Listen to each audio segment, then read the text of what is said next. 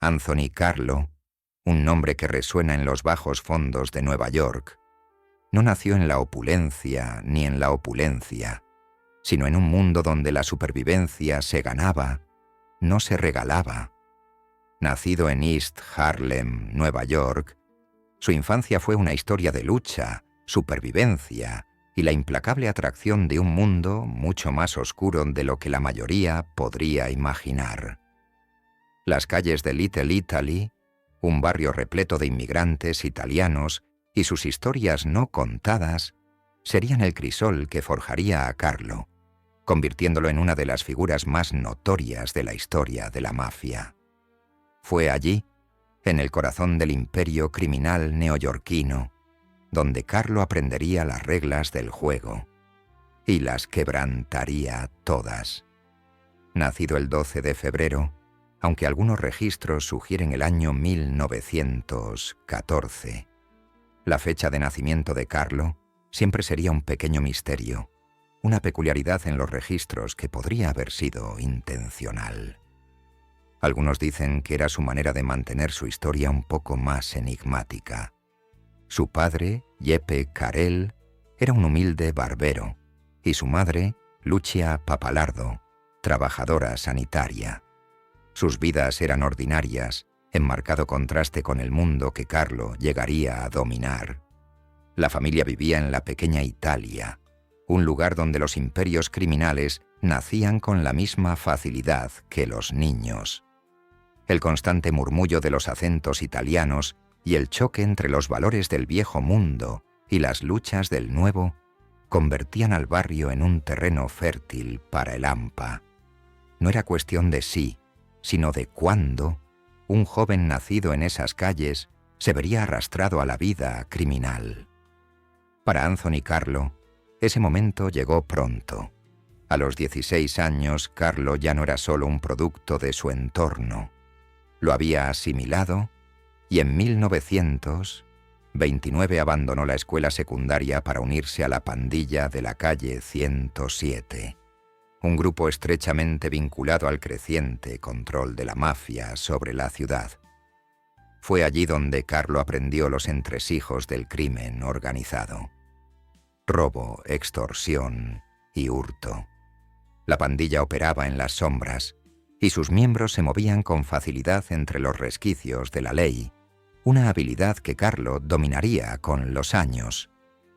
Incluso entonces, Carlo destacaba. Era diferente de los otros matones callejeros que luchaban y robaban para sobrevivir. Carlo poseía una inteligencia especial, una perspicacia que lo encaminó por una senda distinta. No se trataba solo de fuerza bruta, se trataba de prestar atención a los detalles, de saber cuándo actuar y cuándo permanecer inmóvil. Fue precisamente esa habilidad, esa capacidad de pasar desapercibido, la que le valdría el apodo de Tony Ducks, que más tarde se transformó en Tony el Esquivo. El nombre no surgió de alguna conexión caprichosa con los patos, como algunos podrían creer, sino de su asombrosa habilidad para evitar la ley, para esquivar problemas, siempre. En 1929, Carlo fue arrestado por un robo importante. Su carrera delictiva había comenzado oficialmente. Sin embargo, en lo que se convertiría en una constante a lo largo de su vida, evitó la condena. Una sentencia condicional, una rápida salida de problemas. La ley no podía tocarlo. Y esto era solo el principio. Durante los años siguientes, Carlos sería arrestado numerosas veces por diversos delitos, pero en cada ocasión, la ley no pudo retenerlo. Era un maestro de la evasión. Su nombre pasaba rápidamente por los tribunales sin consecuencias. Incluso el FBI, que vigilaba de cerca el mundo del AMPA, tenía dificultades para atraparlo. Fue durante esta época cuando Carlo tomó otra decisión importante. Con el ascenso de la familia criminal Gagliano en la década de 1930, Carlo se vio inmerso en su órbita. Tras el fin de la ley seca, el poder de la mafia estaba cambiando. y Carlo sabía que aliarse con una fuerza en ascenso le daría el acceso necesario para ascender también. A principios de la década de 1930, cuando las familias mafiosas se reorganizaron tras la guerra de Castellamare, Carlo ya había consolidado su posición dentro de la familia Gagliano, que más tarde se conocería como la familia Lucchese, una de las familias criminales más poderosas de Nueva York. Era su momento para entrar en un nuevo mundo, un mundo de mayor poder, mayores riesgos y mayores recompensas. El ascenso de Carlo fue rápido, pero también sutil. Era un hombre inteligente, paciente y con olfato para los negocios. Cuando la familia Galliano centró su atención en la extorsión laboral tras la ley seca, Carlo estaba listo para aprovechar la oportunidad. Los sindicatos, plagados de corrupción y fáciles de manipular, se convertirían en su dominio. Pero no se trataba solo de recaudar dinero, sino de control. Control sobre los miembros de estos sindicatos. Control sobre los líderes que ostentaban el poder y control sobre la política que podía encumbrar o destruir a una familia. Carlo había aprendido de la calle, pero ahora entraba en el mundo de los negocios, cuyas reglas eran mucho más complejas. Sus primeros pasos en el mundo del crimen organizado sindical no se limitaron al robo o la violencia. Se trataron de infiltración, manipulación y un poder silencioso pero insidioso que en última instancia moldearía los cimientos mismos de la economía neoyorquina. A medida que Carlo ascendía en la jerarquía, comprendió que el crimen organizado sindical era mucho más que exprimir dinero a trabajadores o empresas. Se trataba de poder. Los sindicatos eran un puente entre las calles y las salas de juntas, entre la política y el movimiento obrero. A través de ellos, la mafia podía controlarlo todo, desde los muelles hasta los patios de camiones, desde la industria textil hasta el propio panorama político.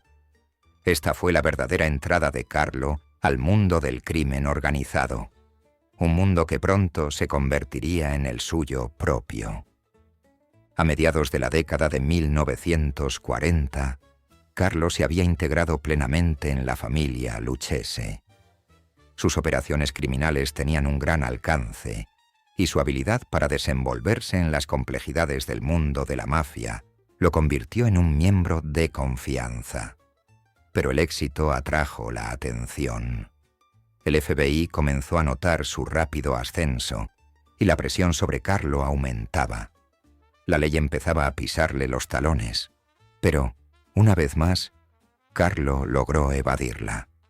Fue arrestado en 1941 por posesión de drogas, pero al igual que antes, consiguió escapar de las peores consecuencias, cumpliendo solo 5 meses de prisión. Durante este tiempo, regentó una pastelería a nombre de su hermano, una fachada que mantendría sus operaciones ocultas de miradas indiscretas.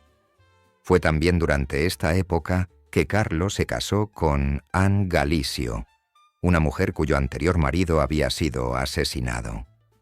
La boda fue una ceremonia íntima, una unión privada que revelaba mucho sobre las intenciones de Carlo. Se mudó con su familia a Queens, un nuevo comienzo para un hombre que ya había vivido varias vidas. Pero incluso mientras se adaptaba a la vida familiar, Carlo se convertía en una parte aún más esencial de la familia Lucchese. Estaba construyendo lentamente su propio imperio, uno que abarcaría industrias y continentes, los sindicatos, los negocios, la política. Todo estaba bajo su control y lo hacía con maestría. Pero a medida que la década de 1940 dio paso a la de 1950, la influencia de Carlo no hizo más que crecer. El control de la mafia sobre los sindicatos de Nueva York era absoluto, y Carlo estaba en el centro de todo. Se había convertido en un símbolo del poder silencioso de la mafia, un hombre capaz de ejercer influencia sin alzar la voz. pero el poder es un arma de doble filo, y con él llegaron los enemigos. Al comenzar la década de 1950, Anthony Carlos se encontraba al borde del éxito, pero a la vez, con cada paso que daba, se acercaba más al peligro que lo rodeaba. Para entonces, Carlos se había integrado completamente a la familia Lucchese, trabajando codo a codo con figuras poderosas como Tommy Lucchese, y su papel en las operaciones de la mafia era indiscutible. Ya no era un simple peón. Se había convertido en una pieza clave en el ascenso de la familia al poder. Su participación en la extorsión sindical alcanzaba cotas insospechadas, y su imperio criminal se expandía más allá de lo imaginable. Pero con ese poder llegó la atención de más personas, y con esa atención, la constante amenaza de ser descubierto. Para 1953, la influencia de Carlo en el mundo sindical era inigualable. Había logrado infiltrarse en la industria del transporte, el sector textil e incluso la construcción. El férreo control de la mafia sobre los sindicatos neoyorquinos permitió a Carlo y sus socios amasar enormes fortunas mediante la extorsión, el soborno y la manipulación. Ya no se limitaba a pequeños delitos. Era un empresario en el centro de uno de los sistemas más corruptos de Estados Unidos. Tenía influencia en todos los ámbitos, desde proyectos de construcción hasta campañas políticas, lo que le reportó una inmensa riqueza y poder. Pero a medida que el imperio de Carlos se expandía, también lo hacían sus enemigos, y quienes antes lo consideraban un valioso aliado, ahora lo veían como una amenaza para sus propias operaciones. En 1956, el nombre de Carlos salió a la luz cuando el periodista Victor Richel expuso el férreo control de la mafia sobre los sindicatos en un artículo para el New York World. El artículo reveló los vínculos de la mafia con la victoria electoral de John O'Rourke como presidente del Joint Council 16, una poderosa organización sindical de Nueva York. Las revelaciones fueron condenatorias, implicando a Carlo y a otros en actividades delictivas que sacudían los cimientos del panorama político de la ciudad. Para un hombre que se había esforzado tanto por mantenerse en las sombras, esto supuso un duro golpe. El foco mediático se centró en él, y su imperio, antes oculto, se volvía cada vez más difícil de proteger. A medida que aumentaba la presión de las fuerzas del orden y la prensa, Carlo respondió de la única manera que conocía, con más manipulación, más intimidación y más violencia. Su naturaleza silenciosa y calculadora le había sido útil hasta entonces, pero ahora el riesgo era mayor que nunca. El 5 de abril de 1965, Richel, el periodista que había expuesto las operaciones de Carlo, fue atacado a plena luz del día. Abraham Telby, un sicario contratado por la mafia, le arrojó ácido sulfúrico en la cara, dejándolo ciego de por vida. Fue un brutal acto de represalia, destinado a enviar un mensaje a cualquiera que osara desafiar a la mafia. Pero la cosa no terminó ahí. Telby, el autor del ataque, encontraría un trágico final solo unos meses después, asesinado de un disparo en la nuca en circunstancias misteriosas. Fue una clara señal de que la mafia no toleraría ningún desafío a su poder y que trataría a quienes se les opusieran de las maneras más violentas imaginables. Sin embargo, mientras Carlo cometía estos actos violentos, la ley le pisaba los talones. En agosto de 1957, Carlo y otros miembros de la mafia fueron citados a declarar ante una comisión estatal, presidida nada menos que por el futuro presidente John F. Kennedy y su hermano Robert, quien era el fiscal general de Estados Unidos. La comisión buscaba desentrañar la profunda influencia de la mafia en los sindicatos de Nueva York, y Carlo debía rendir cuentas por su papel en el caso. Pero Carlo, siempre estratega, guardó silencio. Invocó la quinta enmienda, negándose a responder a ninguna pregunta. Sus aliados hicieron lo mismo, y la comisión, a pesar de sus esfuerzos, no logró condenar a nadie. Fue una victoria para la mafia, pero también una señal de la creciente presión que sufrían por parte de las fuerzas del orden. A pesar de esta aparente victoria, la tensión seguía en aumento. Con el paso de los años 60, el imperio criminal de Carlo se entrelazó cada vez más con el panorama político. Sus conexiones con políticos, empresarios e incluso las fuerzas del orden le proporcionaban cierta protección, pero también lo convertían en un objetivo. Su ascenso en la mafia lo había puesto frente a frente con muchas de las figuras más poderosas del país, y era solo cuestión de tiempo que alguien acabara con él.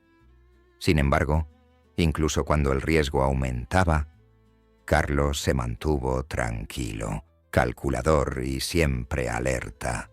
Era un maestro de la supervivencia, capaz de eludir la ley y superar a sus enemigos en cada oportunidad. Pero la posición de Carlos se volvía más precaria día a día. En 1961, con la elección del presidente John F. Kennedy, la guerra contra el crimen organizado se intensificó. Robert Kennedy, cuya misión había sido acabar con la mafia, era ahora fiscal general de los Estados Unidos y comenzó a utilizar todo el poder del gobierno federal contra el crimen organizado. Era un cambio que Carlo no podía ignorar. Su poder, que antes parecía tan sólido, ahora estaba bajo ataque directo de las mismas instituciones que antes le habían permitido prosperar. Los días de operar en las sombras habían terminado y se sentía cada vez más acorralado. En 1963, la presión sobre Carlo alcanzó su punto máximo. Tras años operando en la clandestinidad, su participación en las actividades ilegales de la mafia se había vuelto imposible de ocultar. Fue arrestado por cargos de soborno y extorsión, y su nombre se convirtió en sinónimo de corrupción al más alto nivel. Pero, una vez más, Carlo utilizó sus contactos e inteligencia a su favor. Evitó una larga condena de prisión, pero el daño ya estaba hecho. El FBI lo tenía en la mira, y sabía que era solo cuestión de tiempo que su imperio se derrumbara. A medida que la carrera criminal de Carlo se volvía cada vez más peligrosa, su otrora sólida posición dentro de la familia Lucchese comenzó a tambalearse. Pero incluso ante la adversidad, Carlo se mantuvo firme, decidido a conservar su poder. Sin embargo, la presión seguía aumentando. La ley le pisaba los talones, y los enemigos que se había ganado en el camino ahora lo acorralaban. Cada movimiento que hacía parecía atraer más atención, más sospechas y más atención. La siguiente etapa de su vida estaría marcada por el conflicto más intenso que jamás había enfrentado. Una lucha por la supervivencia que definiría el resto de su vida. Para la década de 1970, Anthony Carlo había alcanzado la cima del poder mafioso, un hombre cuyo nombre era sinónimo de autoridad, manipulación y control absoluto. Su influencia se extendía mucho más allá de los confines de Nueva York. Se había convertido en una figura clave del mundo criminal, extendiendo su influencia a empresas, sindicatos e incluso a las más altas esferas de la política. Pero el mismo imperio que le había brindado tanta riqueza y poder comenzaba a mostrar signos de debilidad. Carlo había dedicado décadas a construir su imperio criminal, y cada aspecto del mismo, desde la extorsión sindical hasta el robo organizado e incluso los negocios internacionales, estaba intrincadamente entrelazado. Se había convertido en un pilar del AMPA neoyorquina, un artífice de poder cuyas decisiones tenían consecuencias de gran alcance. Sin embargo, a medida que su imperio se expandía, los desafíos aumentaban, y la capacidad de Carlo para mantener el control se puso a prueba como nunca antes. Uno de los puntos de inflexión clave para Carlo se produjo a principios de la década de 1970. La muerte de Tommy Lucchese, antiguo jefe de la familia criminal Lucchese, creó un vacío de poder dentro de la organización. Con su fallecimiento, el liderazgo de la familia quedó en entredicho, y muchos se preguntaban quién asumiría el cargo. Carlo había sido durante mucho tiempo un miembro de confianza de la familia, y muchos lo veían como el sucesor natural.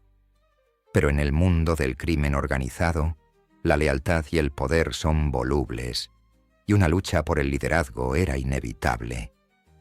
Varias figuras dentro de la familia, cada una con sus propias ambiciones, competían por el control. Carlo, siempre estratega, sabía que había llegado el momento de consolidar su posición en la cima, pero también comprendía lo que estaba en juego en esta batalla. La mafia era un mundo brutal, y solo los más fuertes sobrevivirían. Al mismo tiempo, las fuerzas del orden estrechaban el cerco. El FBI, bajo la dirección de Robert Kennedy y con todo el respaldo del gobierno estadounidense, se había propuesto desmantelar la mafia. El crimen organizado ya no era solo un problema local, se había convertido en una prioridad nacional. El uso de escuchas telefónicas, vigilancia e infiltración por parte del FBI había alcanzado niveles sin precedentes, y Carlo, a pesar de su habilidad para mantenerse un paso por delante durante tanto tiempo, ya no podía escapar al escrutinio de la ley.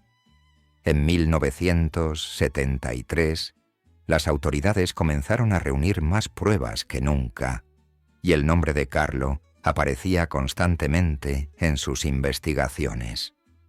Su imperio criminal ya no era solo una colección de incidentes aislados, era una compleja red interconectada que las autoridades estaban decididas a desmantelar. A medida que el poder de Carlo dentro de la familia mafiosa crecía, también lo hacía su influencia en el mundo legal. A mediados de la década de 1970, se había expandido a nuevos sectores, como la gestión de residuos y la construcción. Estos negocios le permitieron blanquear dinero, controlar infraestructuras vitales y afianzar su dominio sobre la economía neoyorquina. Su fortuna era inmensa, y sus conexiones con figuras poderosas tanto del mundo criminal como de la política no tenían parangón. Carlo se había rodeado de socios leales, hombres dispuestos a todo para protegerlo a él y a su imperio. Pero incluso con toda su influencia, Carlo no podía escapar a la creciente presión de la ley. Se sentía acorralado, y a pesar de sus esfuerzos por mantenerse en las sombras, era evidente que su imperio criminal estaba a punto de quedar al descubierto. En medio de esta creciente tensión, los antiguos socios de Carlo comenzaron a sentir el peso de sus propias decisiones. Johnny Dio, otrora socio leal, empezó a tener problemas legales. Fue encarcelado por extorsión y posteriormente por evasión de impuestos. Las fisuras en el círculo íntimo de Carlo comenzaban a hacerse evidentes, y era solo cuestión de tiempo que alguien se volviera en su contra. Para un hombre que había vivido toda su vida en las sombras, manipulando a todos a su alrededor, las crecientes divisiones dentro de su propia familia eran un presagio de desastre inminente. Los lazos que antes lo habían protegido comenzaban a debilitarse, y Carlo, siempre estratega, sabía que debía actuar con rapidez para mantener el control. A medida que avanzaba la década de 1970, la presión tanto de las fuerzas del orden como de las facciones rivales dentro de la mafia aumentaba. La habilidad de Carlo para sortear estos peligros era inigualable. Pero ni siquiera él pudo escapar a los cambios. El FBI había estado trabajando incansablemente para reunir pruebas en su contra, y sus métodos se volvían cada vez más sofisticados. Habían comenzado a usar escuchas telefónicas para interceptar las conversaciones de Carlo y sus socios. Las autoridades estaban cada vez más cerca de descubrir el alcance total de sus operaciones. Carlo, siempre un superviviente, empezó a sentir la presión. Sabía que era solo cuestión de tiempo, antes de que su mundo se derrumbara. Pero Carlo no era un hombre que se rindiera fácilmente. Continuó realizando movimientos estratégicos, expandiendo su imperio empresarial y consolidando su poder dentro de la familia Lucchese. Invirtió en negocios legítimos, adquiriendo clubes, restaurantes e incluso un club nocturno gay llamado Mystique Private Club, que atraía a clientes adinerados de todos los estratos sociales. Estos establecimientos no solo servían de fachada para sus actividades delictivas, sino que también le proporcionaban una sensación de normalidad, una forma de codearse con la élite neoyorquina. Carlo siempre había sido un hombre de dualidades, un genio criminal por un lado, un respetado hombre de negocios por el otro. Pero a medida que aumentaba la presión de las fuerzas del orden, supo que la época de la dualidad estaba llegando a su fin. En 1979, el imperio de Carlo alcanzó su apogeo. La familia Lucchese se había vuelto aún más poderosa y Carlo estaba en el centro de todo. Pero incluso en la cima de su poder, había fisuras en los cimientos. Sus antiguos socios morían uno a uno, y la nueva generación de mafiosos comenzaba a cuestionar su liderazgo. El control de Carlo sobre el poder antes tan firme empezaba a debilitarse. El mundo que había construido comenzaba a desmoronarse, y podía sentir el peso de todo ello sobre sus hombros. Sin embargo, incluso cuando su imperio mostraba signos de colapso, Carlo permaneció inquebrantable, decidido a aferrarse a lo que tanto le había costado construir. Pero al llegar la década de 1980, se hizo evidente que su reinado estaba llegando a su fin. Los años de evasión de la justicia, los planes meticulosamente trazados y la red de empresas criminales cuidadosamente gestionada estaban a punto de derrumbarse. Para Anthony Carlo, la vida de poder e influencia llegaba rápidamente a su fin. A principios de la década de 1980, las grietas en su imperio cuidadosamente construido se hacían cada vez más profundas. Su posición, antes invencible, se encontraba ahora asediada por todos lados. Las fuerzas del orden, que habían observado pacientemente cada uno de sus movimientos, lo acorralaban con una fuerza implacable. La mafia también comenzaba a fracturarse desde dentro, a medida que hombres más jóvenes y ambiciosos luchaban por el poder. En un entorno donde la traición y las alianzas cambiantes eran la moneda de cambio para la supervivencia, las decisiones pasadas de Carlo lo alcanzaban ahora de maneras que jamás habría podido prever. El punto de inflexión comenzó con un incidente aparentemente insignificante, pero crucial.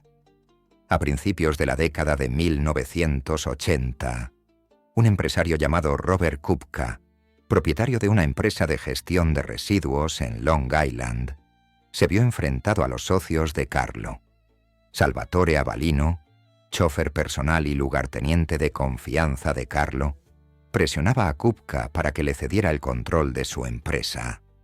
Ante la resistencia de Kupka, este fue amenazado. Pero Kupka no era de los que se acobardan. Grabó en secreto estas amenazas, con la esperanza de utilizarlas como arma si la situación se agravaba. Lo que no sabía era que esta grabación se convertiría en la pieza clave del caso del FBI contra Carlo.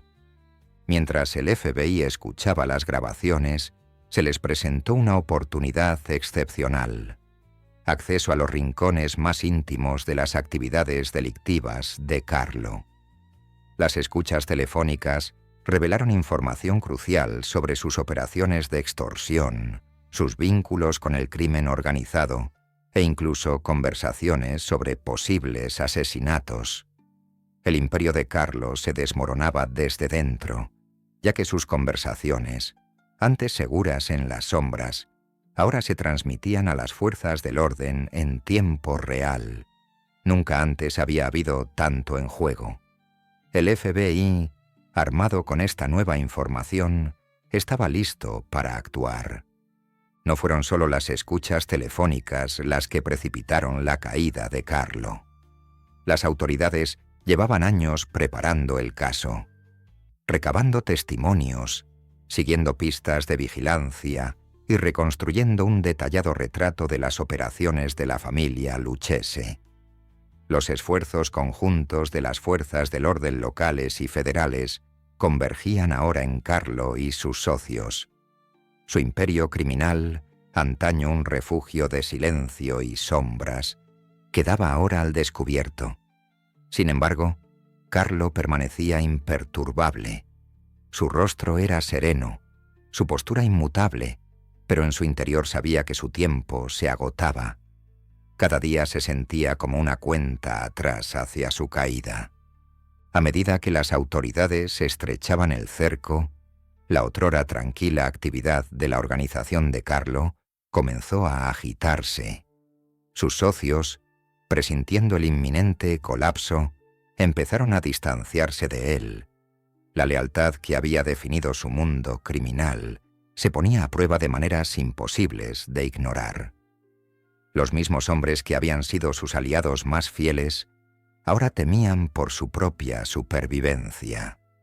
Era en momentos como estos, cuando el código de lealtad de la mafia estaba en peligro, que la traición se cernía cada vez más cerca. Carlo lo sabía, pero también sabía que su supervivencia siempre había dependido de su habilidad para manipular a quienes lo rodeaban.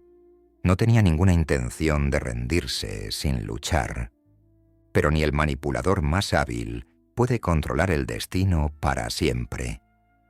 En septiembre de 1984, tras años de recopilar pruebas y preparar el caso, el FBI finalmente intervino.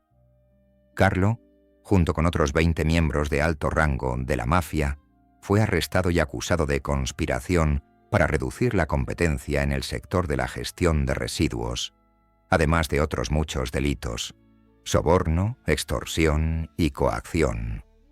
Las pruebas en su contra eran abrumadoras. Las escuchas telefónicas, las grabaciones y las declaraciones de los testigos pintaban un retrato condenatorio de su imperio criminal. Los cargos eran tan numerosos y graves que Carlo ya no podía recurrir a su estrategia habitual de evadir la ley. Esta vez no habría escapatoria. El frenesí mediático que siguió al arresto de Carlo fue intenso.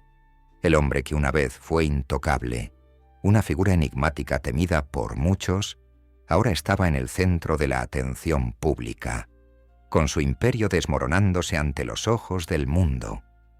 Para Carlo, esto no fue solo una derrota personal, sino el fin de una era. El control de la mafia sobre Nueva York se debilitaba, y la caída en desgracia de Carlo marcó el principio del fin para las familias mafiosas tradicionales que habían dominado la ciudad durante décadas. Las tornas estaban cambiando. El nuevo mundo de las fuerzas del orden, con sus escuchas telefónicas, vigilancia e innovaciones legales, había llegado, y la mafia, tal como la conocía Carlo, ya no tenía el control. El juicio que siguió fue tanto un espectáculo como una formalidad. Las pruebas contra Carlo eran irrefutables. Por primera vez en su vida, se vio incapaz de eludir las consecuencias de sus actos.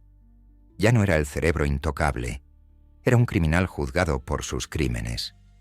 Pero incluso ante la abrumadora evidencia, Carlo se negó a cooperar. guardó silencio, reacio a traicionar a sus socios o a su familia. Para un hombre que había dedicado su vida a manipular a los demás, fue quizás el único acto de rebeldía que podía considerar suyo. Pero ni siquiera su silencio pudo salvarlo. El 19 de noviembre de 1986, el tribunal lo condenó a 100 años de prisión. Para Anthony Carlo, el juicio marcó el principio del fin. El hombre que una vez lo controló todo ahora era un simple recluso, y su imperio criminal, un lejano recuerdo. Las paredes de su celda serían lo único que lo rodearía. Incapaz ya de manipular desde las sombras, Carlo viviría el resto de su vida tras las rejas, una existencia tranquila y solitaria en la que pasaría sus días pintando y cosiendo. Su historia, que alguna vez fue un relato de poder e influencia inimaginables, había llegado a un trágico final. El tribunal había dictado sentencia y, para Anthony Carlo, no había vuelta atrás. La vida que una vez controló con tanta facilidad, el imperio que construyó, la gente que manipuló y el mundo que moldeó a su antojo, no era más que un vago recuerdo. Al ser escoltado fuera del juzgado, el hombre que había sido el criminal más poderoso de Nueva York quedó reducido a un simple prisionero. El peso de la condena, 100 años, parecía casi simbólico. Era como si el mismo sistema judicial que durante tanto tiempo había sido ineficaz contra él le asestara ahora el golpe final. Era el fin de una era, no solo para Carlo, sino para la mafia en su conjunto. Por primera vez en su vida, Anthony Carlo afrontaba las consecuencias de sus actos. El hombre silencioso y calculador que antaño había ejercido su influencia con facilidad en las calles de Nueva York, ahora se encontraba confinado entre los fríos y grises muros de una penitenciaría federal. El mundo exterior había seguido adelante, dejando a Carlo en las sombras. Su imperio criminal, otrora una fuerza imparable, se había derrumbado bajo el peso de la ley. Los hombres que habían trabajado para él ahora estaban dispersos, y su familia, que durante mucho tiempo había sido una extensión de su poder, debía reconstruir un legado destrozado. La vida tras las rejas no fue la sentencia de muerte que Carlo podría haber esperado.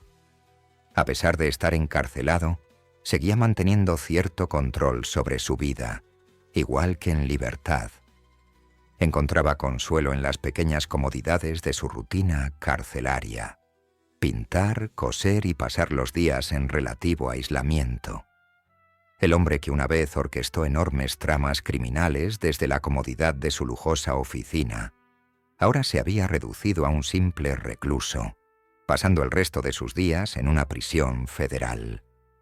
Pero la mente de Carlo, tan lúcida como siempre, no podía sacudirse la sensación de que, incluso allí, en los confines de su celda, aún conservaba cierto control. Era una extraña ironía.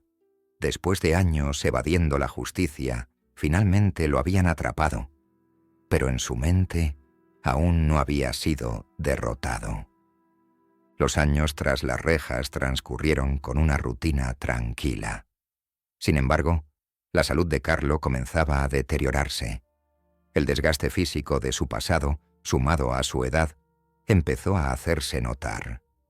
A principios de la década de 2000, Carlo sufrió una lesión de espalda que lo confinó a una silla de ruedas.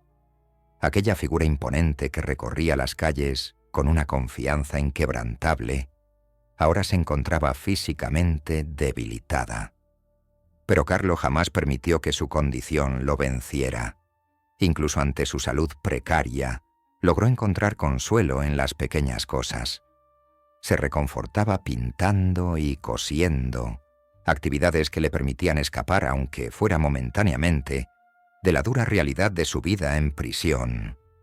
Era como si, a través del arte de crear algo con sus manos, aún pudiera mantener una sensación de poder, una apariencia de control sobre su destino. Sin embargo, con el paso de los años, la salud de Carlo siguió deteriorándose. En el año 2000 le diagnosticaron cáncer de piel, un diagnóstico que a la postre le causaría la muerte ese mismo año. Para un hombre que había pasado toda su vida eludiendo a la muerte, luchando constantemente contra las fuerzas que intentaban destruirlo, fue un golpe final y silencioso. El cáncer lo consumió lentamente y el otrora temido jefe de la mafia se desvaneció en la nada. El hombre que una vez gobernó el hampa neoyorquina con mano de hierro, ahora estaba postrado en una cama de hospital, incapaz de escapar de lo inevitable. La muerte de Anthony Carlo marcó el fin de una era para la familia criminal Lucchese.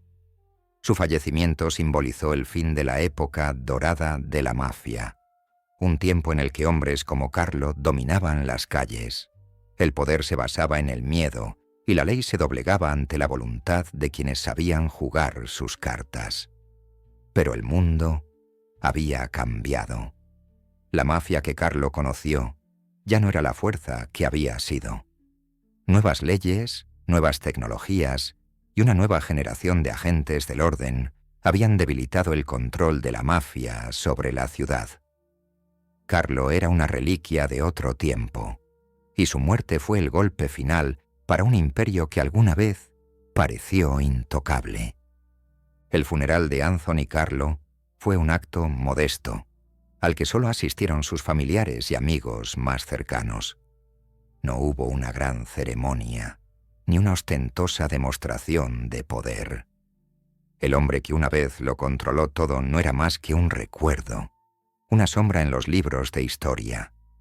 Su legado, sin embargo, perduraría, no en la riqueza ni en el poder que acumuló, sino en la historia de su ascenso y caída. La vida de Carlo fue un testimonio del precio del poder, de hasta dónde puede llegar un hombre para controlar el mundo que lo rodea. Pero también fue una historia con moraleja, un recordatorio de que nadie, por muy poderoso que sea, puede escapar para siempre a las consecuencias de sus actos. El otrora formidable jefe de la mafia, que dedicó su vida a construir un imperio basado en la manipulación, el miedo y el engaño, había llegado al final de su camino. Fue enterrado en el cementerio de Holy Cross, muy lejos de las lujosas mansiones y los coches ostentosos que alguna vez poseyó. Solo unos pocos asistieron a su funeral, un marcado contraste con los muchos que lo habían temido y respetado en vida. Fue un final discreto y sin sobresaltos para un hombre cuyo nombre resonó en las calles de Nueva York. En los años siguientes, la familia criminal Lucchese continuó operando, pero sin la misma influencia ni el mismo poder que Carlo había ostentado. La mafia, tal como la conocía, había cambiado para siempre.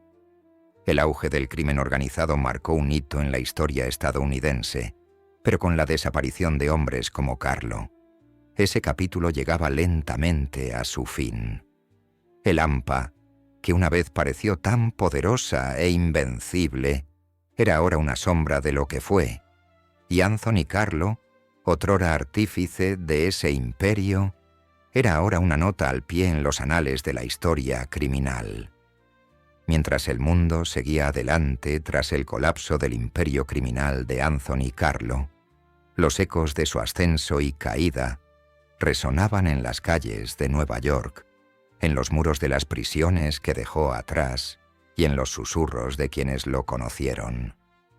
Su historia, aunque ya no ejercía una influencia activa, seguía siendo un poderoso recordatorio de los peligros de la ambición desmedida, la naturaleza corruptora del poder y el inevitable ajuste de cuentas que aguarda incluso a las figuras más intocables. La muerte de Carlo, aunque se celebró discretamente solo por sus familiares y allegados más cercanos, simbolizó el fin de una era, una que había moldeado los cimientos mismos del crimen organizado en Estados Unidos. El legado de Carlo, sin embargo, no fue de pura destrucción ni de mero éxito criminal. Fue algo más complejo, una historia con moraleja que ilustra cómo incluso las mentes más calculadoras pueden, en última instancia, ser destruidas por las mismas fuerzas que una vez controlaron. Su vida, repleta de audacia, inteligencia y crueldad, estuvo marcada por una serie de brillantes maniobras que lo mantuvieron un paso por delante de la ley durante décadas. Pero, al final, fue su propia arrogancia, su creencia en la invencibilidad, lo que provocó su caída. El imperio que había construido, con sus vastas empresas criminales entretejidas en el tejido de los sindicatos, las obras de construcción y las oficinas políticas de Nueva York, había crecido demasiado, se había vuelto demasiado visible y, en definitiva, demasiado vulnerable para escapar al largo brazo de la justicia. La muerte de Anthony Carlo en el año 2000, tras una dolorosa lucha contra el cáncer, puso fin a su historia.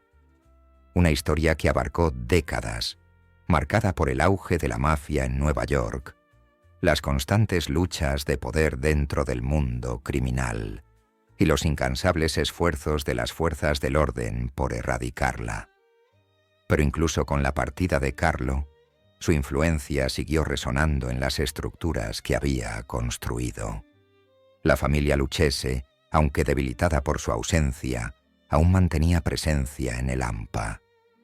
Sin embargo, los viejos tiempos de dominio mafioso habían quedado atrás, reemplazados por un nuevo panorama criminal más fragmentado, donde los métodos tradicionales de control de Carlo parecían obsoletos e ineficaces. En los años posteriores a su muerte, la ciudad de Nueva York experimentó cambios significativos. El control de la mafia sobre la ciudad, si bien aún presente, se había debilitado. En las décadas de 1980 y 1990, surgieron formas más sofisticadas de crimen organizado, y la ley se volvió más implacable en su persecución de las familias mafiosas. El nuevo mundo de corrupción corporativa, cárteles de la droga y crimen globalizado emergía rápidamente, lo que hacía que los métodos tradicionales de mafiosos como Carlo fueran menos efectivos. Sin embargo, en las sombras, los remanentes de la vieja guardia persistieron, manteniendo vínculos con el antiguo imperio de Carlo y asegurando que su influencia nunca desapareciera por completo. La historia de Carlo se convirtió en parte del folclore del crimen organizado de Nueva York, una historia contada y recontada en voz baja. Para algunos, era un villano, un símbolo de todo lo que estaba mal con el control de la mafia sobre el poder.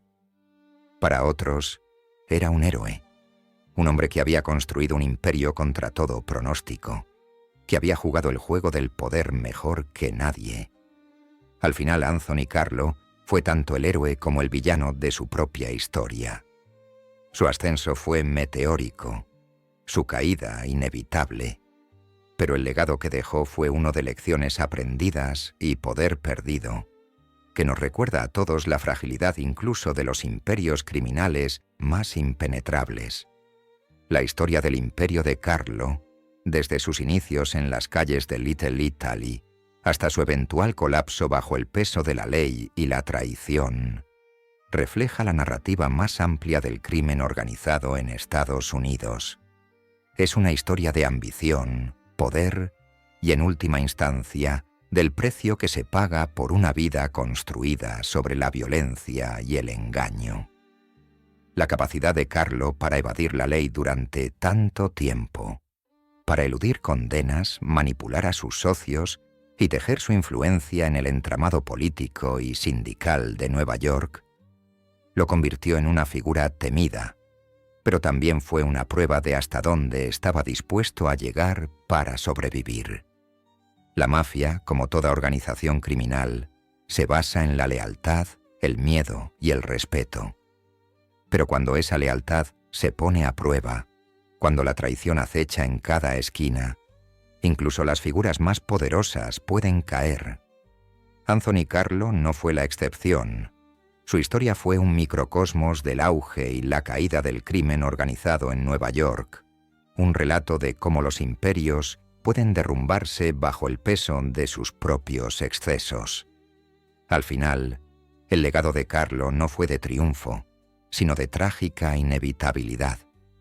Su caída no fue solo un fracaso personal, fue el fin de una era del crimen organizado que alguna vez dominó las calles de Nueva York. Con el paso de los años, el mundo que Carlo dominó se desvanece en la historia. Su nombre, otrora temido y respetado, es ahora solo una entrada más en los archivos criminales de Nueva York. Pero las lecciones de su vida, los peligros del poder, el precio de la traición y la fragilidad incluso de los imperios más poderosos, perduran. Su historia es una advertencia, un recordatorio de que, por muy alto que llegues, por mucho poder que acumules, la ley siempre encontrará la forma de alcanzarte. Y cuando lo haga, ninguna influencia, ninguna manipulación podrá salvarte de las consecuencias de tus actos. Anthony Carlo, el hombre que una vez dominó los bajos fondos de Nueva York, era ahora solo un nombre. Su imperio se había derrumbado, su influencia se había desvanecido y su legado, aunque aún recordado, ya no tenía la fuerza motriz de antaño. Al final, la historia de Carlo no fue la de un hombre que conquistó el mundo, sino la de un hombre conquistado por el mismo imperio que había construido. La historia de Anthony Carlo, desde sus humildes comienzos en el East Harlem hasta su ascenso como jefe de la familia criminal Lucchese, es una historia que seguirá resonando en los anales del crimen neoyorquino. Sin embargo, a pesar de la figura imponente en la que se convirtió, el legado final de Carlo dista mucho de ser glamuroso.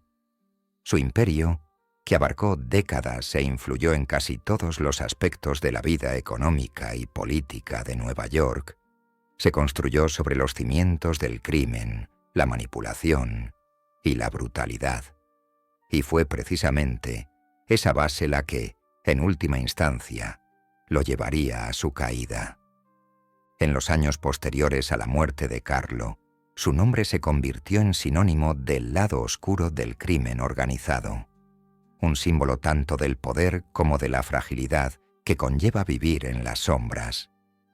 Para algunos, era un genio criminal, un hombre que había manipulado el sistema con tal precisión que había eludido la captura durante décadas.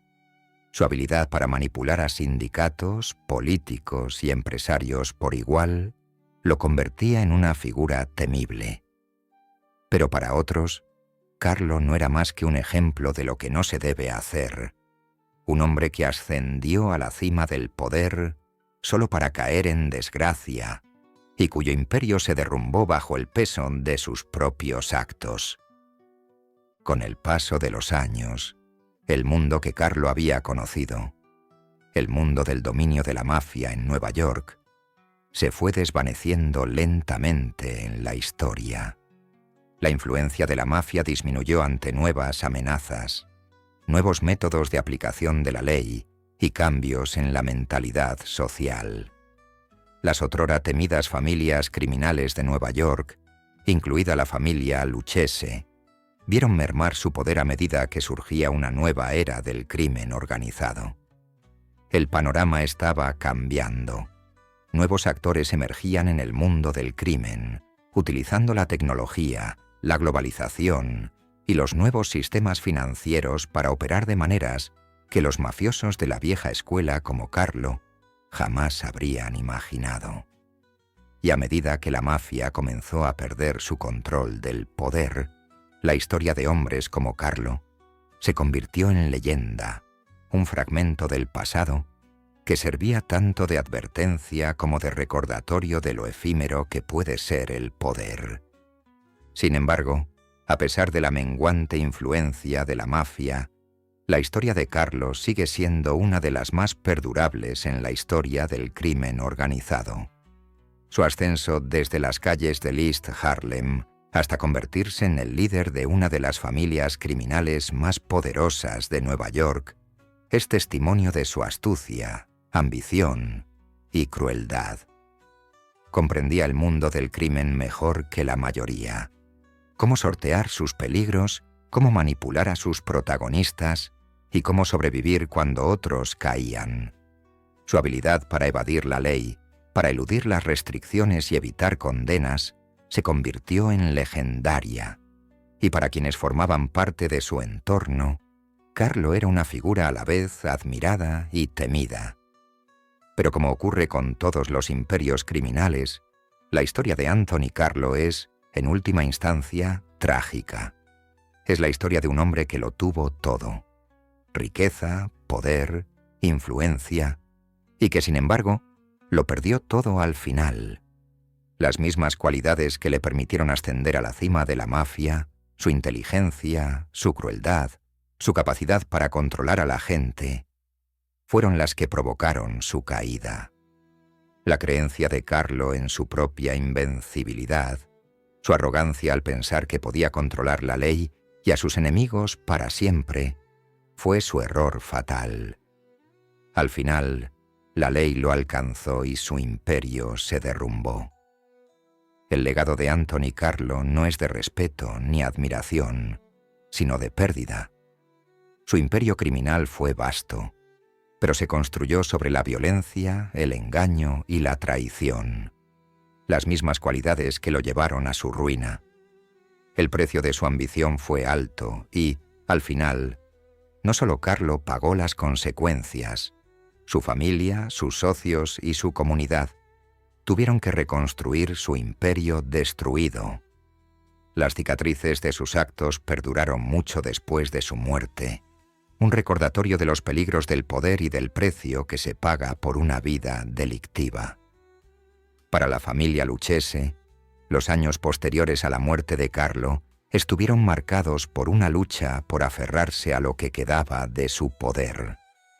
Su fallecimiento significó el fin de la vieja guardia, aquellos hombres que habían construido sus imperios mediante la intimidación, la manipulación y la fuerza bruta. Pero el mundo estaba cambiando, y el control de la mafia sobre Nueva York se debilitaba. Surgieron nuevos desafíos, y la mafia tuvo que adaptarse o correr el riesgo de quedar obsoleta. La familia continuaría operando, pero sin la misma influencia ni el mismo control que antes ostentaba. El legado de Carlo era ahora una sombra, un recordatorio de una época en la que hombres como él gobernaban las calles con mano de hierro. Pero incluso mientras su imperio se desmoronaba, las lecciones de su vida permanecían. El poder, por grande que sea, es efímero.